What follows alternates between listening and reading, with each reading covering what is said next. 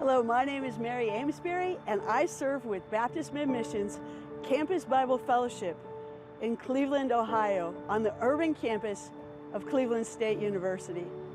And I just want to take this opportunity to say thank you for your partnership in the ministries that God has called me to for more than 30 years.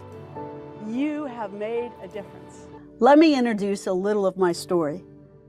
While doing my undergraduate degree in mass media at Central Washington University, many of my dorm mates tried to tell me about Jesus. I even went to a few outreach events on campus, but I was openly antagonistic. But at the age of 24, after 6 years of God bringing Christians into my life, I repented of my sins and surrendered my life to Jesus. My life instantly shifted. Within a year and a half, I was enrolled in Northwest Baptist Seminary. While in seminary, I did a missionary apprentice program in Scotland, and it was during that experience that God called me to serve Him as a missionary. I thought I would serve Him in Scotland, but right before graduation, the Lord decisively switched my field of ministry to the former Soviet republics. I joined Baptist Mid-Missions in July of 1992 and entered Russia in September of '94. We located in the far eastern city of Vladivostok for language school. Then my colleagues and I moved to Vanyina, a port town about 800 miles north. People were won to Christ and discipled, and the church grew. However, the laws quickly changed. When my visa expired in May of 1998, the regional government official in charge of religious affairs refused to extend it. After a year of furlough, I entered a different part of Russia, the Siberian city of Irkutsk. However, the health issues that had dogged me for about 7 years got much worse in Siberia.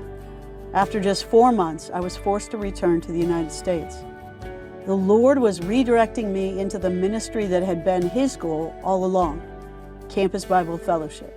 In the 26 years that I've been doing Campus Bible Fellowship, the focus has shifted and reshifted many times to meet the needs and interests of students. Since 2010, church planting pastor Bill Taylor has partnered with me on campus.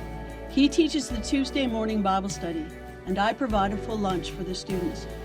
Last fall, I changed churches and joined City View Church, where Bill Taylor and 3 younger men pastor.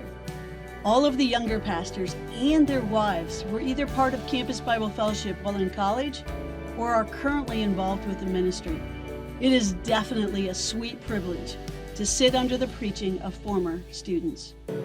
Gen Z is the current generation on campus, although Gen Alpha is just a couple of years out. Gen Z is characterized by fear and anxiety. In general, they lack resilience, and they can become easily overwhelmed by the demands of their lives. They struggle socially and have difficulty managing communication and conflict.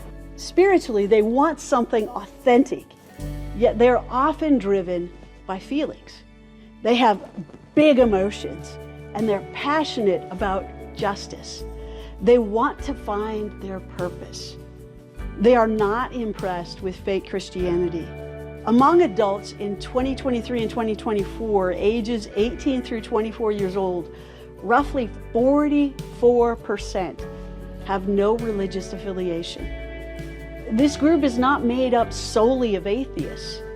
It is a group of emerging adults who do not see the value in their life of church participation.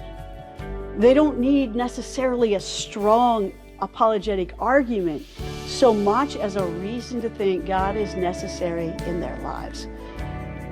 They are naturally skeptical. So in reaching and discipling this generation, I must be authentic and transparent. I must model the Christian life in front of them. The end of August and the month of September impact the entire year. I'll be on campus as much as possible, doing outreach tables, getting to know people, making those connections. Because students who don't get involved with a campus ministry in the first 6 weeks of the semester are unlikely to get connected later until their lives start falling off the rails. Depending on the study, it's believed that between 60 and 70% of church-going teenagers drop out for at least 1 year once they get to college. Of that group, 70% say that leaving was not intentional. They just drifted away. And that's why my presence on campus is so vital. I'm a constant reminder of God to them. I'm living out my faith. I have outreach tables. I'm known as a Christian. I'm an encourager. Young adults who have a spiritual mentor are far more likely to continue in the faith than those who do not. How can you pray for me and Gen Z? Number one, pray that God will connect me with the students that He's calling me to during August and September. Pray for our student CBF leaders, Michael, Daisy, Caitlin, and Damaris, that they would lead by example and that God would use them to reach others on campus.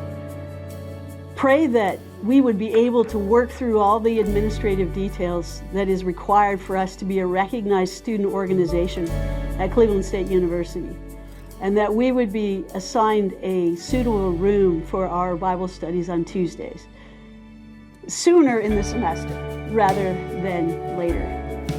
Pray that the students would learn to lean on Jesus daily, and especially when they're feeling overwhelmed and distressed. Thank you once again for your prayers. I am grateful to be able to serve here at Cleveland State on your behalf.